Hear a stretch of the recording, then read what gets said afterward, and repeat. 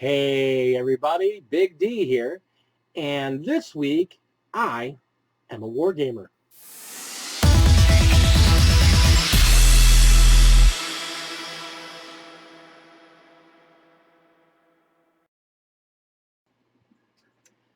All right, so first off, I want to give a quick thank you to Spud and Mini Warmut.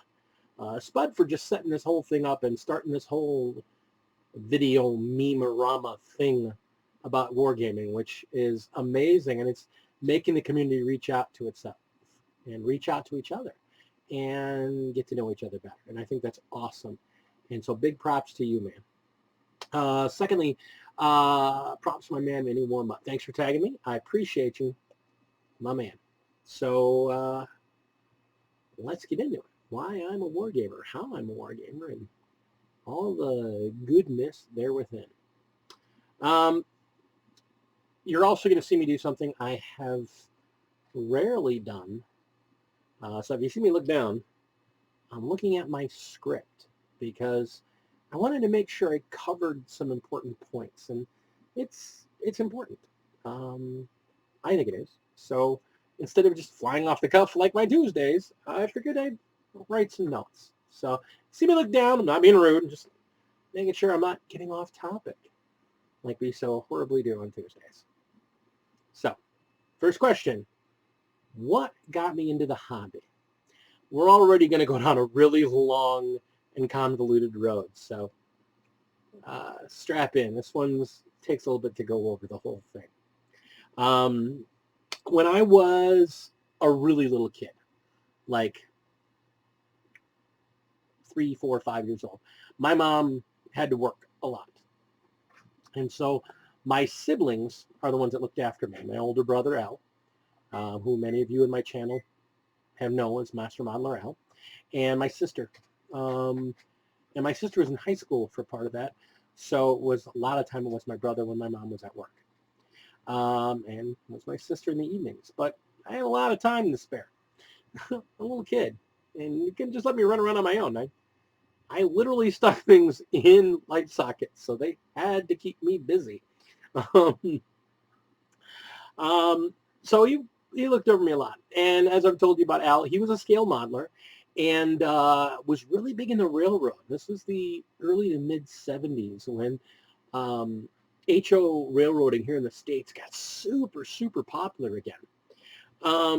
So he was building this huge, well, to a little kid it was huge. It's probably a 6x4 table. But he was building this, maybe 4x8, because it would have been just like one sheet of plywood. But to a little kid, that's huge. So he was building this huge railroad layout in our basement. And so, laying out the track, and the thing was up on sawhorses and putting on terrain and he taught me that. I mean, he just, come here, kids, sit down, help me with this, scatter this here, showed me this. And he showed me stuff. And he was teaching me how to work with the basics, how to work with making paper mache and how to make plaster cloth and how to carve hills and how to work with actual plaster and how to flock and how to build trees. And at the same time, he was teaching me modeling because we would build models. I loved airplanes. As a kid, I was fascinated with things that fly. So after getting me a couple of those balsa wood planes that I would spin up and throw and then lose them on a roof somewhere, he decided to start getting me, snap together airplanes. And I loved World War II aircraft. Absolutely loved them. I just thought they were the coolest looking thing in the world. Even more, my brothers, and I have multiple brothers, but they were all car guys. They were all like muscle cars. 70s and 60s muscle cars were their jam. Not me. Aircraft. I mean, airplanes. Airplanes were awesome. Airplanes were so cool. I loved airplanes as a kid. So we would go to this one hobby store near our house, Russ's Hobbies. It was the coolest place ever. It was like a candy store for hobbyists. You'd walk in, it was a little tiny narrow place, but it went way back. And as you walked in, all the models were on this side of you as you walked in, and they were organized by what they were. And then here was the counter, and all the specialty and expensive stuff was under the glass counter. And then all the railroad stuff was high up on shelves all the way around. And then there was stuff on the wall behind them. And then there was little grab items and stuff right there as you walked in. And then the back wall of the store was nothing but terrain and terrain needs.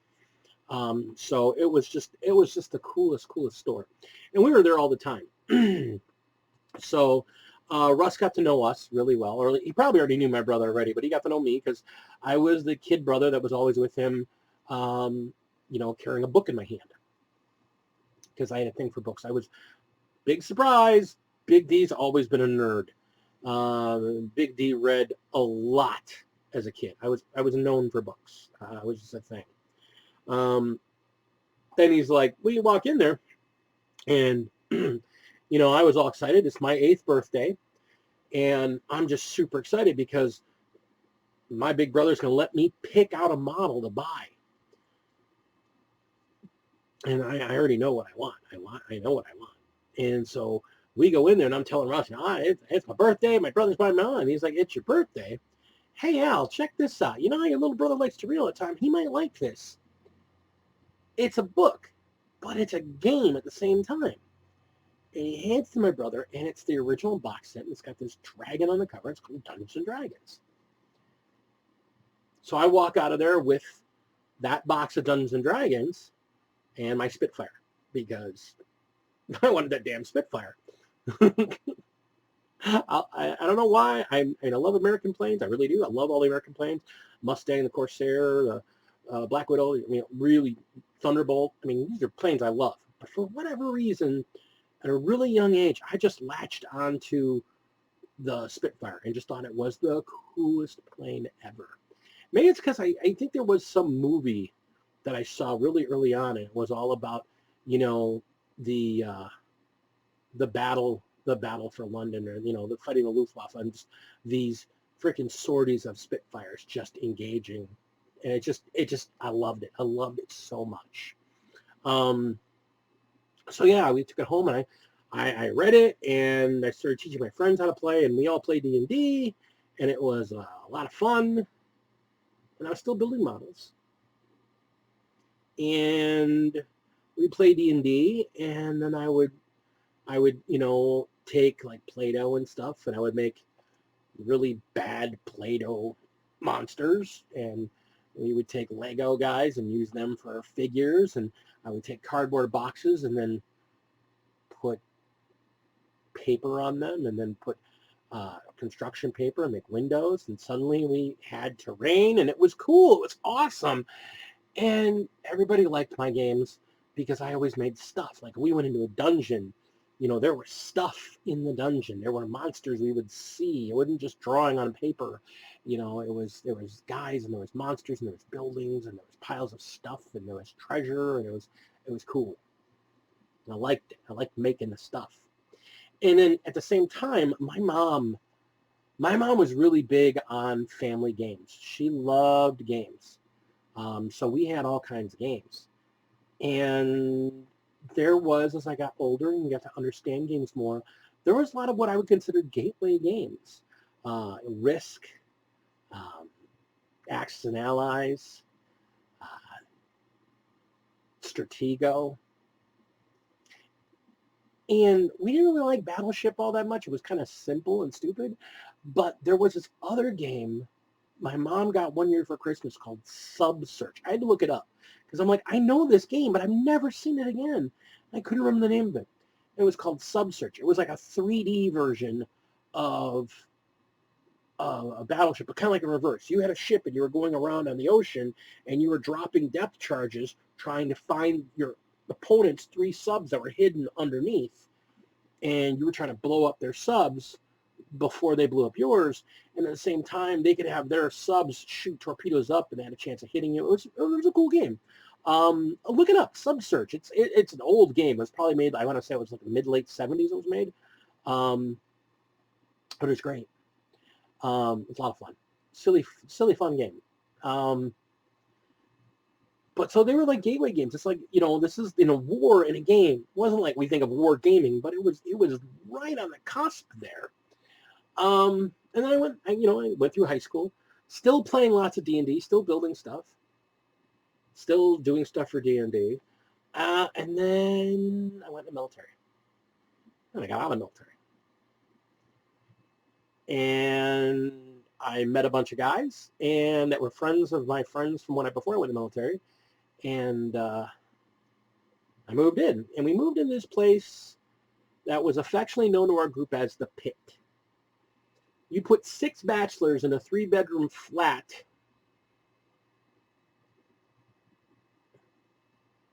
Yeah. Yeah. You know, there's that whole 3-second rule. When you drop something on the floor, you can get 3 seconds, you can eat it. No.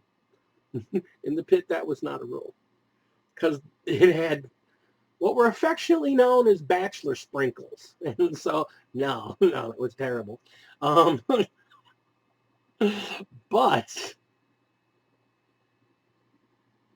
it had a lot of gaming.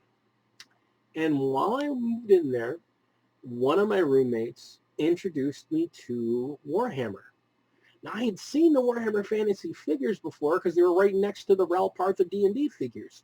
But I'm like, I don't know what this is. I don't know what these are. They had them at, I always bought my stuff at a comic book store. So all they ever had was D&D stuff. And then they had one book, the Warhammer role-playing game. Now, admittedly, the dwarf, the near-naked dwarf with the orange mohawk covered in tattoos looked cool as hell. But the game was just kind of like, what the hell is this world? So we just never really got into it. But the figures they had, which we assumed were figures for this role-playing game, were cool as hell looking. Well, they weren't for the role-playing game. My roommate showed me this war game, Warhammer, and it was cool. And I got into it. I bought a bunch of elves. I loved the way the old high elves looked. They looked like the way Tolkien described the elves in the books, and the old Rankin Bass animated Lord of the Rings movies. They looked just like the elves from there. So I loved them.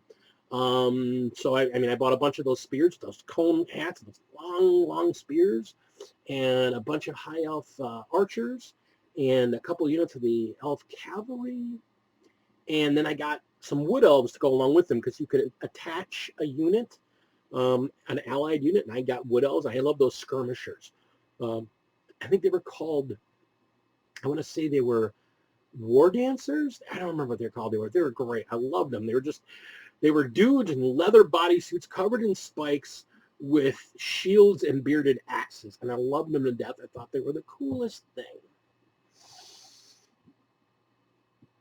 And I thought they were great. And then, because we're buying this stuff, we're going to this place in town that was like a mecca for gaming. It's called Napoleon's. The owner, Fritz, God rest his soul, he passed away either earlier this year or late last year. He ran this store, and he was kind of like a sage guru of sorts. Almost like a dad figure to a lot of us, because we were a bunch of young, early 20-somethings, kind of lost in life, and he tried to help you out. He worked with you to try, if you wanted to try and set them, oh, you want to buy that? You can't afford it right now? I'll set it aside for you. He'd set things aside for you. He'd talk with you. Man, the guy had done so many cool things in his life and met so many cool people, and he loved sharing those experiences. And if you got passionate about something, you got excited about something, he got excited with you, and he tried to encourage it. Now, ever since I was a little kid, I've loved Vikings. Vikings have always been a thing for me. To the point where Hagar the Horrible was like one of my favorite comics as a kid. It's horrible, but it had Vikings, so it was cool. I must have dressed up as a Viking for Halloween 2 or 3 times, easily 2 or 3 times. I love Vikings. I thought they were the coolest thing. And he and I were talking about wargaming, and he was trying to get me into historicals because I was a lot more read than some of the group I hung out with. And, historicals was seems kind of a heady thing. And Napoleonics weren't my thing, and Civil War wasn't my thing, and World War I and World War II weren't really my thing, except it wasn't a war game. There was there was a book game, I want to say Ace of Aces or something like that, where you had books and you would flip through them and you could do dog fighting with these books. And you were doing this World War I biplane dog fighting. And that was cool. But actually, there weren't any real, airplane war games at the time. And so it really wasn't there for me. But I was like, it would be cool, though. I like the fantasy stuff. And then there's these Kislev guys. They're kind of cool. But they only really got one group of guys that really look like Vikings. They got, I think they were called their River Raiders that looked kind of like, I forget what they were called. They looked like Vikings. And the rest of their stuff was just kind of barbarian-ish, but wasn't really Viking-like. And I liked them, but they really weren't my thing. I really liked my elves. So we had talked about, I'm like, hey, if they did a war game where, like, they did, like, more of a Dark Ages type game where I could play, like, a Viking raiding party, that'd be kind of cool. I would do that.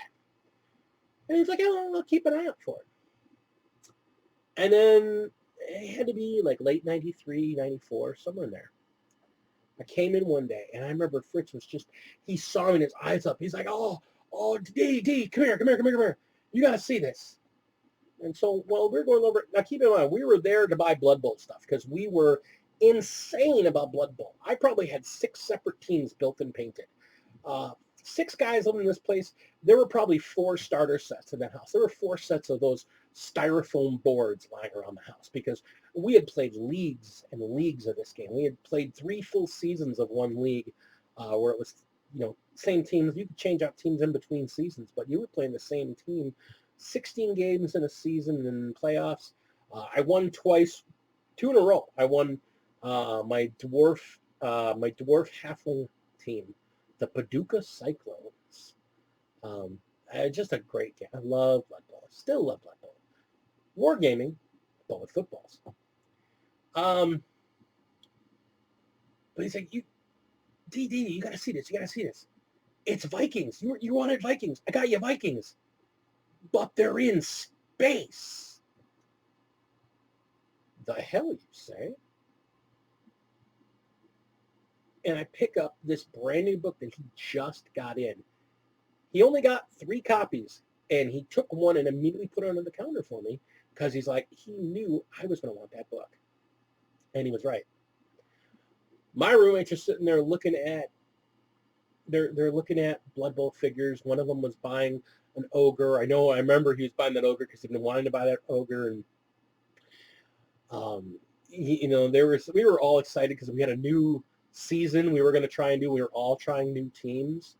I was working on my elves. I was actually finally doing an elven team, which I ended up not doing as elves. I ended up doing them as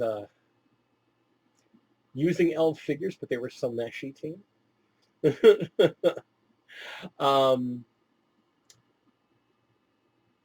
So he shows me this book and I'm reading, and this is Codex Space Wolves. It's the very first codex. So if you're familiar with the history of Warhammer, this is literally the day after, because it got released on Friday. This is the Saturday after it got released in the States. I've got it in my hand, and I'm reading this thing. And I had seen Warhammer 40K there. I mean, boxes had been around and stuff had been around, but, we didn't really think much of it. I think one of our guys had bought a magazine that had 1 or 2 Marines in it because we had a couple Marines that we had painted up as referees, and we were using them as referees for our games.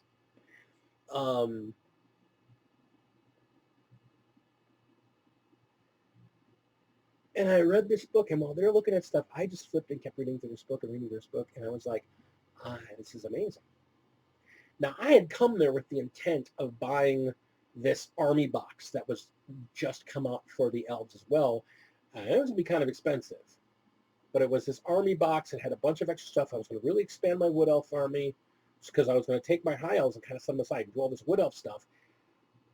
And it was just really, really cool. There was a griffin. There was this big, like, general and a griffin. It was just this really great army box for my wood elves. I'm like, I might end up with 2 armies with this. because I'll be actually have more than just my skirmishers. And then maybe I can get some other units to expand out my high elves. Maybe finally get that elf on a dragon wizard that I've been wanting to get. By the time I'm bringing this codex, my guys are coming up to check out with their Blood Bowl stuff. And I walk up and I put down the Warhammer 40K 2nd edition box, the Space Wolf Codex, a box of Beakies, and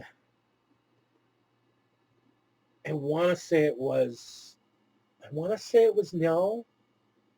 I'm pretty sure it was the lead version, the original lead version of Niao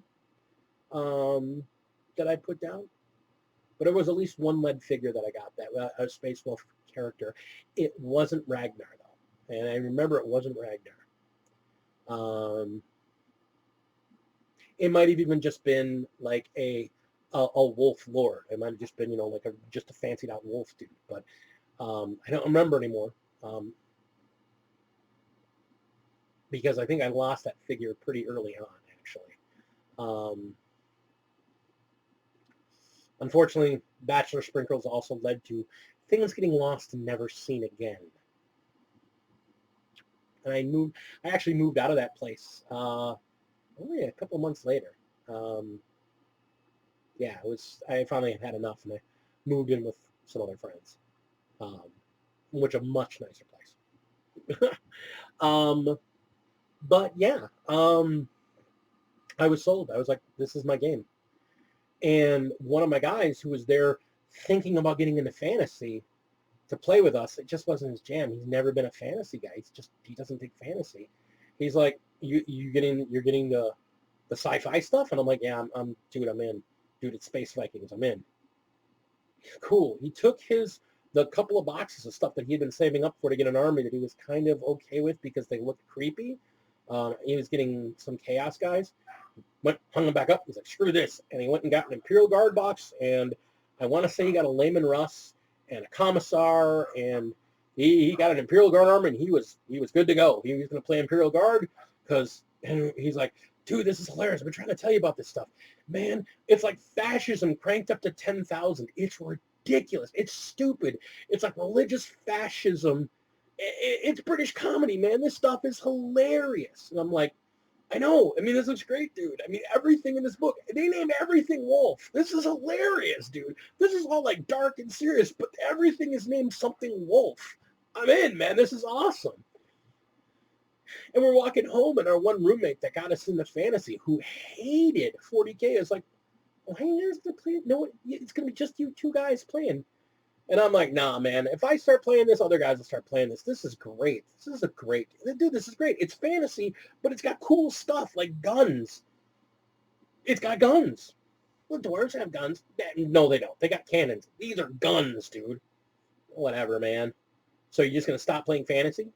I might, man. I mean, this is more my speed. I don't think I'm going to start playing this. I mean, if I can find other people to play with, I'll buy your elves off you. Cool. So he bought my elves off me. I kind of regret selling them now. I kind of wish I still had them. But at the time, I didn't care. It was like, here you go, man. I literally never played fantasy again. I found I found at one point, like about 10 years later, I found a box of cavalry that I bought that I'd never put together, never used. And it was funny because a year ago, I found the new plastic version, the Elven Dragon Princes. That's those horses. I actually had they were plastic body with lead riders and lead horse heads on them. I had them, but I found them again. So it was pretty cool. But that was the thing. I got into 40K then, and I was sunk. I was there for life. I probably would have played 40K from then till now if I hadn't had kids. We had kids, and I remember how much of a handful I was. Yeah. So I packed up like all of my 40K stuff Probably by the time, probably was all packed up for good right around the time, I want to say it was around 2001. The Tau hadn't come out yet, but I remember when the Tau came out. They came out after that. I remember that because but it was right there, so we're talking like 3rd, 4th edition, somewhere in that area there. And I was still playing by 2nd and 3rd edition. I was playing by 3rd edition rules, so I remember that much. But that was it. I was hooked in, and I had given it up for years. Again, this was about 2001, I want to say. I gave it up. And I just went back to just role-playing. And then, I want to say it was a year and a half ago. Actually, it was about 2 years ago. The buddy of mine that owns the gaming shop that I role-played at, he decided he was going to stop selling. He had tried selling 40K stuff, and he had been trying to sell it for years, and it sat on his shelves, and nobody bought any because nobody came to the store for 40K. A lot of the guys that are in that neighborhood, they're there to role play, and they're there to play Magic the Gathering, and they really don't give a damn about anything else. And I had bought some paints from him, but I wasn't going to get back into 40K at that point. I'm like, do I want to get back into it? Maybe I've got all that stuff. Maybe I should dig it up. I don't know.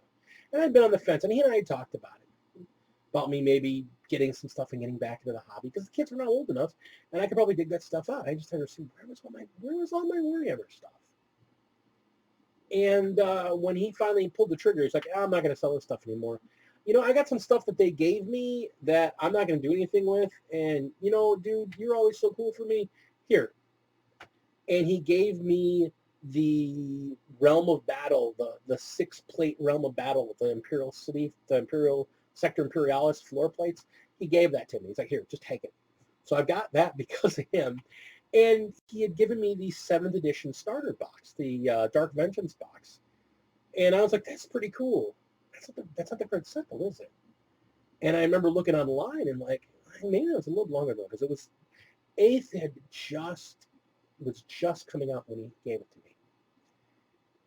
And I remember looking into it, and I was looking into it, and I was hemming and hawing, and then Kill Team came out, and I'm like, oh, this would be cool. I got this one big box of figures. I don't know what my other stuff is, but I could still use these. Let's use the same figures, and I hemmed and hawed on that. And unfortunately, when I finally went in the store, to the store, and there's a GW store here in town. I went in there with the intent of buying the Kill Team starter box. And he didn't have any more.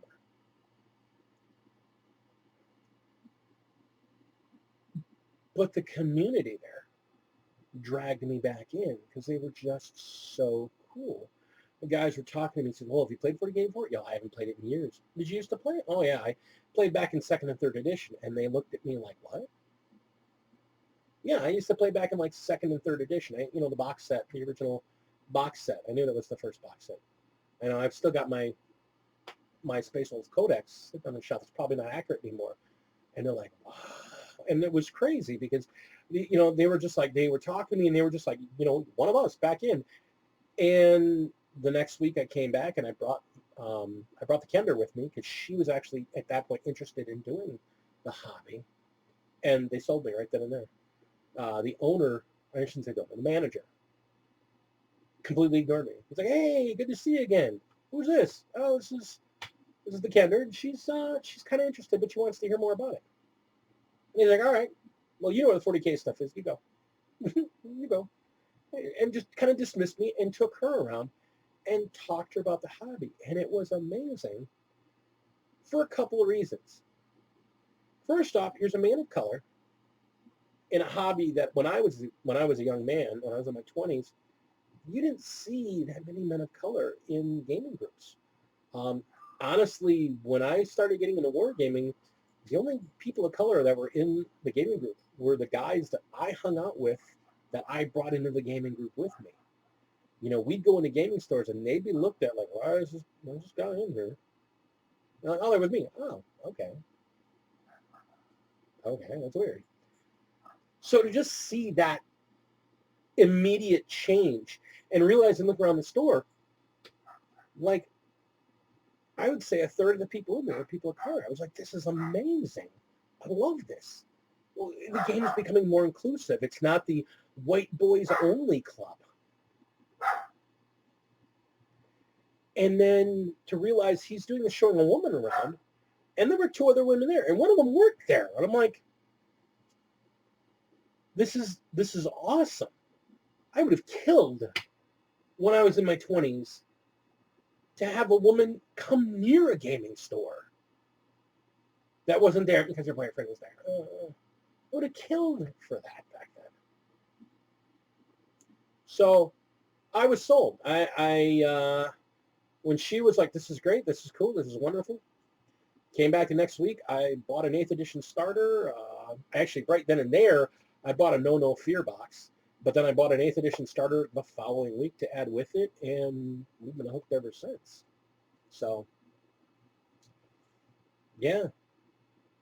It's a long story. I just spent 30 minutes explaining to you this. So, thanks for sticking with me. Let's go on to question 2. So, how did you get into doing YouTube? Well, I've always loved epic gaming tables. I always loved epic tables. Terrain is awesome. I mean, I'm a railroader. I'm a D&D player, so an epic table that just looks awesome. You can just, yeah, it tells the story. That's cool.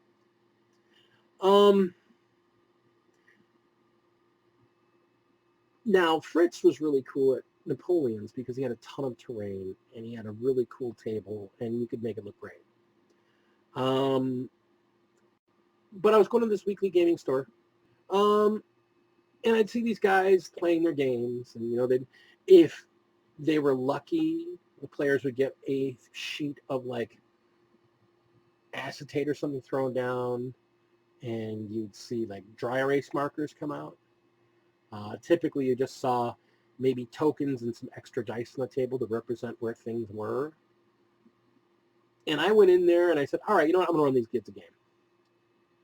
And so I sat down with 6 guys, these late teens, early 20s guys. I said, all right, we're going to build characters. We build characters for D&D. And I took their character sheets and I made them describe their characters in the back. And we came back the next week. And when they sat down, their character sheets were there with a figure that looked like their character.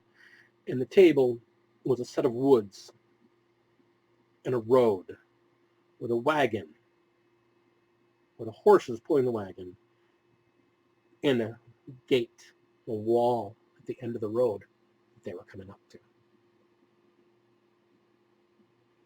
And they were blown away.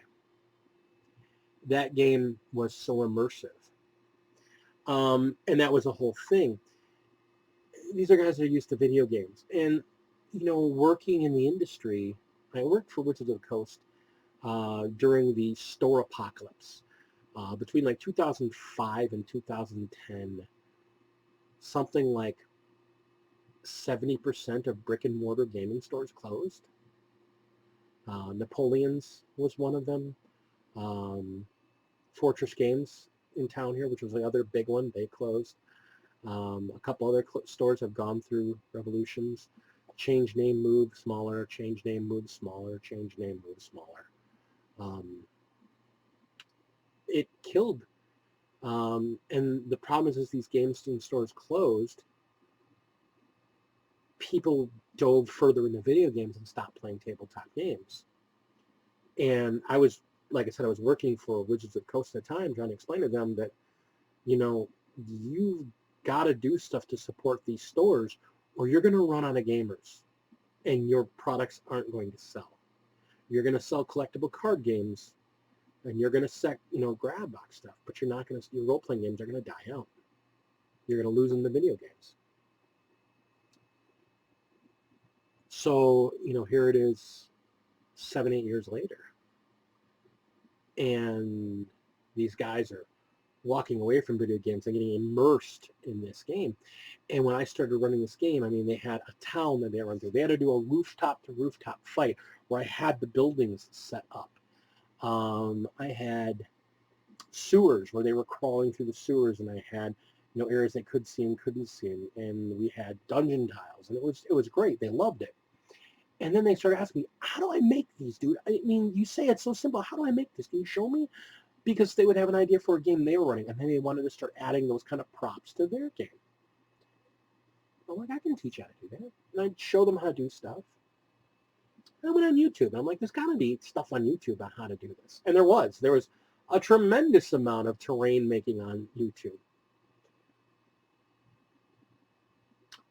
There were three big problems. Well, I shouldn't say three problems. There were three kinds of channels, in my opinion, at the time when I started doing this. Because remember, I started off as a terrain building channel. 40K came later. But as a terrain building channel, there were three kinds of channels out there. You had some that had really great concepts. Like they talked about this really great concept, and conceptually this is amazing.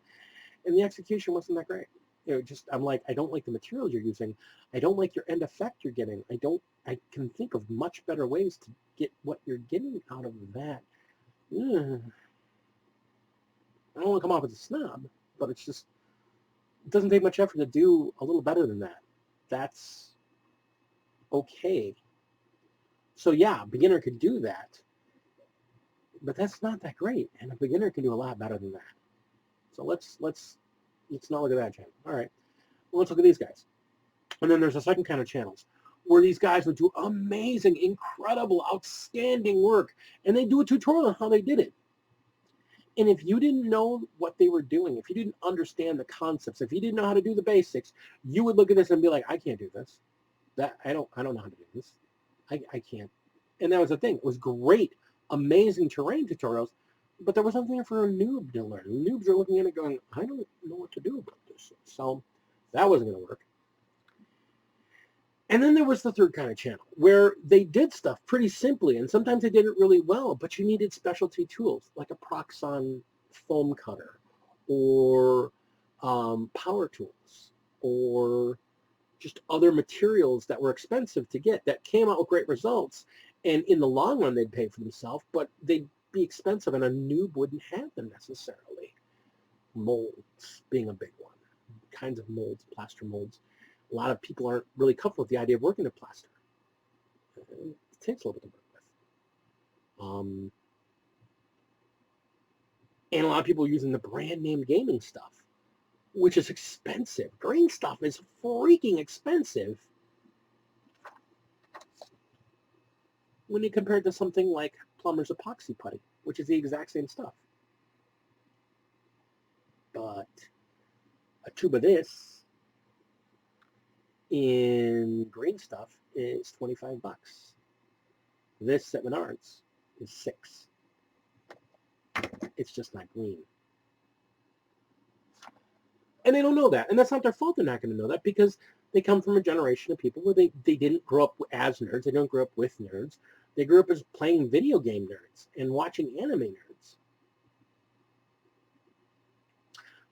So I'm like, you know what? I'm going to do a channel. I'm going to teach people how to do the basics using basic stuff, doing cheap stuff, doing cool effects and great things using cheap stuff, using foam board, using knives and glue guns and not cardboard, because you don't want to build stuff out of cardboard, because the first time someone knocks over the damn Mountain Dew on the table, it's destroyed. You're going to throw it away.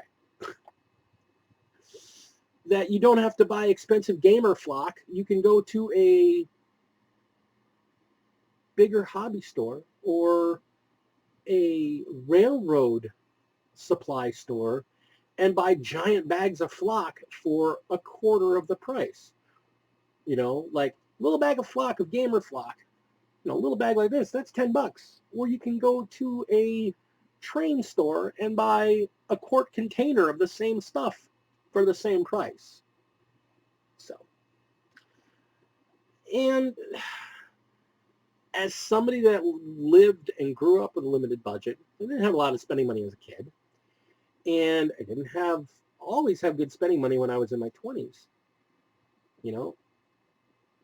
I had to show people the cheap way to do cool stuff. So, and that was my goal. And that was my whole mission statement. It's the whole mission statement here. Epic your board, epic your table, epic your game, epic your life. do epic things, but do the little things, and they're awesome. It's one of the reasons I think Duncan is actually probably the best of all the GW painters that I've seen. Not that the other ones are bad, but he doesn't do really super advanced techniques. He does really basic techniques, but he teaches them so well and does them so well that he does epic stuff with very little effort using very basic techniques. That's my opinion, and that was my goal with my terrain channel. Okay, so real quick, yes, I shaved. Yes, I cut my hair. Did I originally record this way yesterday? No. There's the note. Yesterday. I'm wearing a different shirt. It's a different day. I can't wait to get off the freaking potato. So we're re-recording, but that's okay. So, where do I see my channel in 5 years? Hell, I don't know. Honestly, 3 years ago, I started this channel, and I started it as a terrain channel for D&D and other role-playing games that you could use for wargaming as well. And then a year and a half ago, I really focused on wargaming terrain because that's what I was making more of. And then a year ago, I just said, I'm not playing role-playing games right now. I'm not really getting into role-playing right now. I'm really focused on wargaming. I'm really focused on Warhammer as a franchise. Let's just focus the channel more narrow, but let's go to 40K specific. I went from just right around 200 subscribers when I did this in July last year, early August, so literally like a year ago when I switched over to pure Warhammer content. I did this a year ago, and I went from just around 200 to now I'm at 550. Joining the IDIC Beer, Warhammer's coalition was huge. It just put me in touch with a bigger scope of channels, and it changed the focus of my channel, and it helped me show how and why I needed to change the focus of my channel. So where am I going to be in 5 years? I don't know. Probably still doing 40K. Probably Age of Sigmar still, Warcry, Kill Team, if those games are still around. Who knows? Maybe in the meantime, they're going to come up with a new game, and I'm going to be embedded in that, and so that'll worm its way into the channel. I think Warhammer as a franchise is really going to be a part of this. Gaslands is great, and I want to do more Gaslands content, and I really want to get into some other war games, but 40K is my jam, not going to lie. Just straight up, 40K is what gets me going. I love that game. So for the foreseeable future, 40K is going to be what this channel focuses on, with still no Bolter November and big releases in other Warhammer franchise games will get coverage. I love Warcry. I still do. I think it's probably the best game they've produced as a single skirmish type game. But the big thing is, bringing the focus in, it helps. It helps overall. And I'd like to keep that focus on and maybe distill my channel even a little further. You think about it. You think about the big Warhammer-esque or Warhammer-specific channels. You got Nick at IDIC Beer. He is the Necrons guy. If you want to know Necrons, he's where you go. You want to know speed painting 40K figures. If you want to do a speed paint that looks really good, guy at Midwinter Manies. There's nobody better at speed painting. There are other better painters, but speed painting, no way. He's tops. You want to find out what's on the pulse of competitive gaming. What really in competitive 40K is what's being played, how it's being piloted, who's doing what. You got to go to Brady at Almost Pro Gaming. And if you don't know who that is, you need to. If you want to learn more about competitive play, Brady is, my opinion, the best competitive channel out there. 6 Plus Stevo. If you want to know about orcs or you want to see something cool on orcs, you go see 6 Plus Stevo. If it's not on his channel, all the smaller channels that surround him, but you'll find it. And he is at the center of that hub of orc information. So he's the orc guy. And I'd kind of like to be thought like that too. Who's Big D? Big D is the 40K terrain guy. Honestly, that would be kind of where I'd want to be. I'd want to be known as the 40K terrain guy because I build cool terrain, I play 40K, and I make great tables, I think. I mean, I set up some pretty impressive tables to play on, and I think I'd be happy with that. Just being thought of in those same terms as, hey, Big D's, he's the 40K terrain guy. And his wife, yeah, she's that amazing, amazing ink painter. So, I think that's what I'd like to be. Consistency. That's the other thing I'd like to be. I'd like to be thought of as a consistent. Every week there's a live stream. Every weekend there's a tutorial or some type of cool extra video. Every last Saturday of every month is a live stream for UK. Just consistency. He's that consistent weirdo that does 40K stuff. That'd be cool with that too. What thoughts do I give to up-and-coming YouTubers, people that want to start YouTube? First off, you're not making money. There are so few channels that are actively making real money doing this. Be real. This is not going to replace your job. There are so... I can think of a handful of channels in our hobby. Yeah, there's plenty of channels out there people make money doing YouTube. And they've got 1 million, 1.5 million, even 500,000 subscribers. I can think of, and I looked at a number, the most immediate thought of channels I could think of. I mean, I think the biggest I found wasn't a 40K specific channel, and he was at like 275. I think the biggest mini painting channels I found were around 150. Miniacs around 150. Goobertown's around 150. Midwinter Minis is just over 100. Kenny Boucher, I don't think he even breaks 100. And that's a freaking shame. If I saw that right, I mean, I'm hoping I saw that wrong because I was just kind of flipping through. I don't think he's got 100,000 subscribers.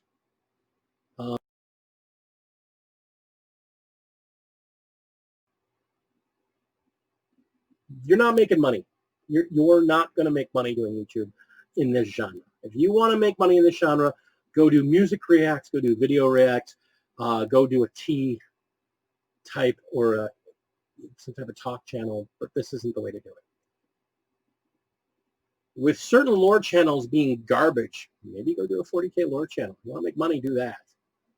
But even that's questionable because, again, it's a very niche thing. So don't get into this because you want to make money, because you're going to hurt yourself. You're going to hurt yourself right here because you're going to disappoint yourself. It's just not going to happen. There are so few channels that take off to do that kind of work. Secondly, have a plan. Even if it's not a script, have a plan. Write out even bullet points, what you're going to talk about when you're going to do a live stream. Have a schedule to your live stream, what you're going to do. If you're doing a tutorial or you're doing an unboxing, plan it out. Plan what you're going to do. Make your life easy. If you don't, you're going to take 10 times as much effort to make and edit that video. And trust me, I screwed up a video like that. I didn't plan. I just figured, oh, I know how to do this. I'll just do it. And oh my God, that video was a disaster. I had to refilm it like 6 times. Oh. I've got a video that I literally just deleted and said, screw it, I'm not doing this. Because I just couldn't get the planning stage together properly. And every time I just tried to shoot it and go with it, it just came out like crap. So plan. Have a plan in place. And 3, be real. Be absolutely real. You can be you turned up to 11, but be you. One of the reasons Lady D and I really do as well as we do on the live streams, because that's just us. That's who we are. That's how we interact with each other. People think, you guys fighting? No, that's just how we are with each other. We love each other to death, so we give each other crap. We give each other, we're just funny with each other, but that's who we are. And we know that about each other. And so we do that. And we'll purposely do that because it's fun to us and funny to us. And people have responded to that. Lady D's coming on and being on my live streams has actually been a huge boost to this channel because I'm a funny guy. Her and I together, she makes me better. Point blank, she does what a good partner does for someone. She makes me better. So, be real, be you. Crank it up to 11, but be you, 100%.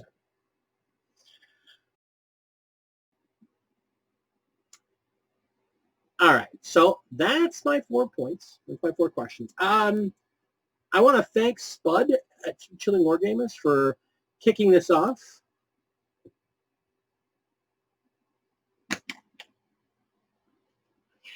And I want to thank Brian, the Mini War Mutt, my man. Thank you for calling me out. I appreciate you. And let me know you think about me a lot more than I thought. Sometimes think I do. You know, it's funny because this is what this is. This is you thinking about, you know, a couple of people that maybe not everybody knows about or just somebody that's near and dear to you and you want to just spread the love. So, Brian, thank you. Thank you so much. You're my guy. But that brings me to my 3 shout-outs. So number 1, modeling for advantage. Restless Kaiser and Johnny B have some of the best chemistry in the world. I love their content, and I love that they're all over the place. It's not just Warhammer. It's Warhammer. It's World War III. It's bolt action. It's all over the place. It's all kinds of stuff. That board game they played like a week or 2 ago, I was crazy. I'm like, what is this game? This game is cool because it's Warhammer, but it's like flipping tiles and it's freaking Predator with. It was a very reminiscent of a jungle version of Space Hulk. I loved it. It was awesome. And that's the thing. You never know what they're going to come up with next. You never know what's going to come out next. And they're awesome. And they have great chemistry. And they're hilarious. And even though I'm mad at them because they didn't give me the Guilliman pants, I wanted the Guilliman Superwear. Mad about that. So much love to Kaiser and Johnny B. Are you Wargamers? The second channel, I first noticed him popping into one of my live streams, I want to say right around Christmas time. And my God, he is so infectious. He wants to help. He wants to be part of things. He wants to share. He wants to be excited. He wants to be excited about his stuff. He wants to be excited about your stuff. And the thing is, he just brings us infectious enthusiasm, everything he does. So if you're not familiar with the Pale Ork, and you got to look at it for DA space Pale space Ork, O-R-K, you won't find them because they constantly pull up other things. I'll have a link down below, obviously. But the Pale Ork, great content. Battle reports. He does some crazy awesome kit bashes. He did a Stompa with no feet. Stompa, no feet. Great stuff. I just a scratch build, kit bashes, painting. He's so infectious. I mean, he's offered to help me out with a bunch of things too, and he wants to collab, and he wants to be part of the community, and he's just such a great guy. And he's just a genuine great guy. So, Pale Ork, are you a Wargamer? This third one is a very personal pick for me. And I don't say this as a detriment to the channel because it's one of the things I love about his channel. It's unassuming. It's not polished. It's not in high def. It's not great cam work. It's not great lighting. There's not graphics. It's not all super polished and professional looking. It's a bloke smoking a cigarette at his kitchen table, building figures, painting figures, unboxing stuff, talking about Warhammer, talking about Age of Sigmar, and just being a good bloke. And everywhere he goes, every channel he pops in, every chat he pops into, everywhere he goes, he and his little band of dinosaurs just bring love. So I've got love for you. I love your channel. I love your content. I need to watch more of it. I need to spend time going back and seeing some of your background. Because this crazy bastard decided he was going to do with the lockdown. He decided he was going to be positive and put down content every day for a month. And he ended up doing it for like 2.5 months. And he's doing it again. JamJar34, you are literally, and I mean this, one of my favorite people in the community as a whole. And the fact that you don't have 1 million subs is a travesty, because you deserve 10 times the love you put out there. So, buddy, I got you right here. You are my guy. If you were here, if I was in England or you were here in the States, you and I would be hanging out on a regular basis, throwing dice, painting figures, and hanging out. You are my guy. So, JamJar34, are you a wargamer? Those are my 3 call-outs. I want to thank everybody who sat through. This is probably like an hour at this point, so I think I beat Mythos and Freak for length of video. I apologize. Maybe that's what I'm going to be known as in 5 years. I'm going to be the storyteller. I'm the guy that something happens and he's got a story that goes with this. Because, I mean, that's what I'm known about in my group at this point. Because I've been so many places and done so many things and done so many crazy things in my life and worked at so many different places and held so many different, really different jobs that there's really, I've got a story just about anything. Maybe that's what I'll be. Big D, the story guy. I'd be cool with that.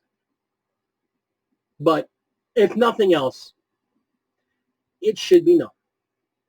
I'm Big D, and I am a warrior.